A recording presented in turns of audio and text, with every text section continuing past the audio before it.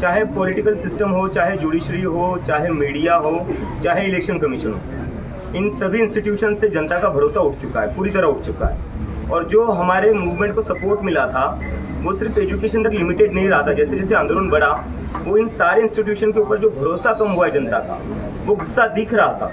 जंतर मंतर पर दिख रहा था, मुंबई में दिख रहा था, बंगाल में दिख रहा था, चेन्नई में दिख रहा था, देश भर में दिख रहा था।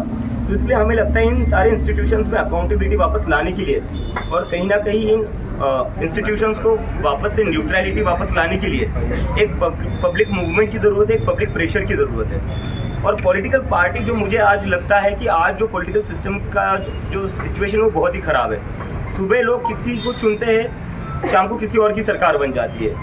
सुबह एमएलए एमपी वो एक पार्टी का चुनते हैं, शाम तक वो किसी और पार्टी में होता है। और जब वो ना हो तो वो डिलीट हो जाते हैं, और अगर वो भी ना हो तो क्या हो जाता है, अपना जितना भी पार्टियां है उसको तोड़ा जाता है ईडी सीबीआई भेजकर। तो ऐसे सिचुएशन में जनता जो है वो त्रस्त हो चुकी है इन सारी चीज़ों से।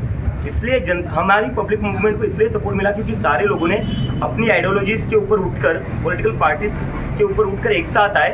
इस जो भी चीज़ें हो रही है देश में अभी गलत, जो डेमोक्रेसी को वीक कर रही है, उसके अगेंस्ट एक साथ आए और ये गुस्सा दिखाया लोगों ने कि अब जो है इंडिया में एक पब्लिक मूवमेंट चलेगी, एक सोशल मूवमेंट चलेगी। अभी जिस शख्स को आप सुन रहे थे, मुझे पूरी उम्मीद है कि आप उनको पहचानते हैं, क्योंकि पूरे जुलाई महीना बीतते बीतते इस देश में अगर किसी एक व्यक्ति की चर्चा सबसे अधिक हुई तो वो यही शख्स है। ये एक व्यक्ति ने एक ऐसा आंदोलन खड़ा किया जिस आंदोलन के सामने कभी किसी के सामने नहीं झुकने जैसा इमेज बनाने वाली नरेंद्र मोदी की सरकार झुकती हुई दिखी। जिस सरकार में मंत्री इस्तीफा नहीं देता था, ये नैरेटिव सेट हो गया था, ये नैरेटिव ध्वस्त हुआ। और इस व्यक्ति के आह्वान पर जो भीड़ जमा हुई दिल्ली में, और दिल्ली की भीड़ के पैरेलल देश के अलग अलग राज्यों के राजधानी में जो भीड़ खड़ी हो गई, उसके आगे राजनीति बौनी हुई। अब इनकी बात आपने सुना, अब ये जो कहना चाह रहे हैं उस पर हम आए। उसके पहले नमस्कार, आप देखना शुरू कर चुके हैं न्यूज फॉर नेशन। मैं हूं आपके साथ धीरेन्द्र। अभिजीत दीपके को आपने सुना, आज इनकी कॉकरोच जनता पार्टी की कोर कमेटी की मीटिंग चली है। मीटिंग के दरमियान ही बीच में पूरी टीम बाहर निकलती है और मीडिया से ये मुखातिब होते हैं। कई तरह के प्रश्नों पर इनका जवाब है। एक बड़ा महत्वपूर्ण प्रश्न आया कि जिस विषय को लेकर आपने पूरे देश को थाम दिया, वैसा ही विषय झारखंड में चल रहा है, छात्रों का अनशन जारी है, प्रदर्शन जारी है, आप कब वहां जाएंगे? बड़ा गोल मटोल इनका जवाब है कि हमारा समर्थन वहां के प्रदर्शनकारियों को है, हम जल्द ही वहां जाएंगे। सुनिए जरा।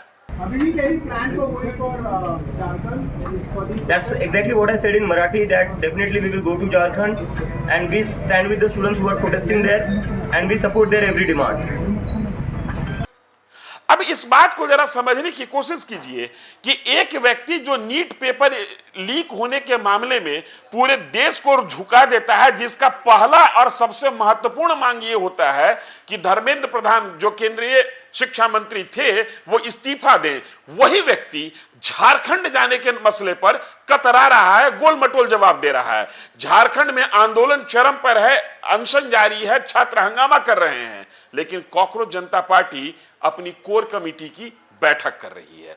उससे थोड़ा आगे चलिए, जो बयान हमने आपको शुरू में सुनाया था उस बयान पर गौर कीजिए और फिर इस बात पर मंथन करने की कोशिश कीजिए कि क्या ये कहना चाह रहे हैं कि इस देश में पॉलिटिकल सिस्टम खत्म हो चुका है।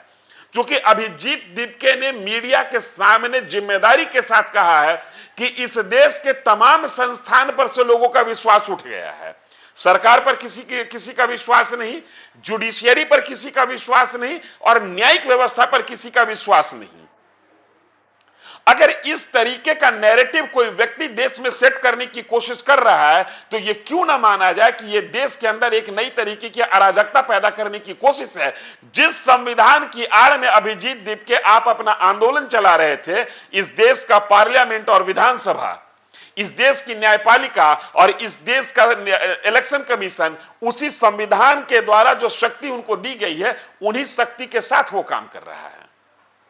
जिस व्यवस्था पर आप विश्वास उठने और गिरने की बात कर रहे हैं, उसी व्यवस्था के तहत बदस्तूर इंटरवल दर इंटरवल देश में चुनाव होते रहे हैं, सरकारें बनती बिगड़ती रही है, आंदोलन होते रहा है, भ्रष्टाचार के आरोप लगते रहे हैं, सरकारों का आने जाने का कार्यक्रम जारी रहा, लेकिन आज तक यह साहस किसी ने नहीं किया जो ये कह दे कि देश के पॉलिटिकल सिस्टम से विश्वास उठ गया है। और इस देश की न्यायपालिका पर लोगों का विश्वास इतना ज्यादा है कि आधी रात को भी न्यायपालिका किसी के लिए खुली, सुनवाई हुई और न्यायपालिका ने अपना फैसला सुनाया। बावजूद इसके अभिजीत दीप के बड़े दावा के साथ और बड़ी हनक के साथ कह रहे हैं कि देश की न्यायपालिका पर से लोगों का विश्वास उठ गया है। आपके आंदोलन में छात्रों ने जो घृणित कार्य किया, उन छात्रों को संरक्षण भी इसी न्यायपालिका से मिल रहा है। बावजूद इसके आप कह रहे हैं कि न्यायपालिका पर से लोगों का विश्वास उठ गया है। इलेक्शन कमीशन पर से ये कह रहे कि इलेक्शन कमीशन पर से विश्वास उठ गया है। जनाब, इलेक्शन कमीशन पर विश्वास तो लोगों को इतना है कि एक बाई इलेक्शन की गूंज आज राष्ट्रीय स्तर पर हो रही है और किसी ने यह नहीं कहा कि इलेक्शन गलत हुआ है और इलेक्शन ना होना चाहिए। फिर यह कहां से आ गया कि इलेक्शन कमीशन पर विश्वास उठ गया है? हां, व्यक्ति पर विश्वास उठ सकता है, व्यक्ति गलत और सही हो सकते हैं, लेकिन संस्थान गलत और सही नहीं हो सकता है। जिस तरीके से अभिजीत दीप के मीडिया से मुखातिब होकर बात कर रहे हैं और कह रहे हैं कि तमाम चीजों पर विश्वास उठ गया है और एक सोशल आंदोलन हो इन तमाम संस्थानों की अकाउंटेबिलिटी फिक्स करने के लिए, मतलब इस देश के पार्लियामेंट, इस देश की न्यायपालिका, इस देश का इलेक्शन कमीशन, इन तमाम चीजों से ऊपर अगर कोई एक शख्स है तो वो अभिजीत दीप के है। जिस शख्स के बारे में सवाल खड़ा होता है कि आपके पिता की आमदनी इतनी नहीं है जिससे ज्यादा आपने विदेश में रहकर पढ़ने में खर्च किया है, तो वो इसके बारे में जवाब देने से ज्यादा बेहतर सवाल खड़ा करता है कि प्रधानमंत्री की डिग्री कैसी है, प्रधानमंत्री कितने पढ़े लिखे हैं। यह प्रश्न मैं इसलिए खड़ा कर रहा हूं कि जो छात्र, जो युवा शक्ति जिसके पीछे दीवाना हो रहा है, जिसको आज रोल मॉडल समझ रहा है, उनको समझना होगा कि इसकी मंशा क्या है, ये चाह क्या रहे हैं। एक बार में तमाम व्यवस्था पर सवाल खड़ा करके आप एक तरीके से राष्ट्र के अंदर अराजक स्थिति को बनाना चाहते हैं।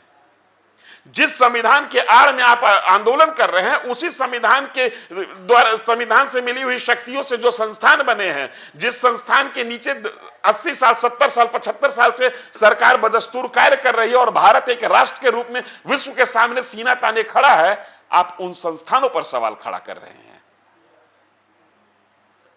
यह समझना होगा। अगर कोई व्यक्ति कहता है कि यह कहीं और से गाइड हो रहा है, तो उसकी झलक आज इनके इस बयान में दिखने को मिल गई। ये एक अलग बात हो सकता है कि आप दिल्ली में प्रदर्शन करें, महाराष्ट्र में प्रदर्शन करें, पंजाब में ना जाएं, झारखंड में ना जाएं, आपकी मर्जी। जबकि आपको जाना चाहिए, आपने जो कमिटमेंट किया है कि हम हर प्रदर्शन में जो छात्रों का मुद्दा है उसमें हर जगह हम साथ दिखेंगे।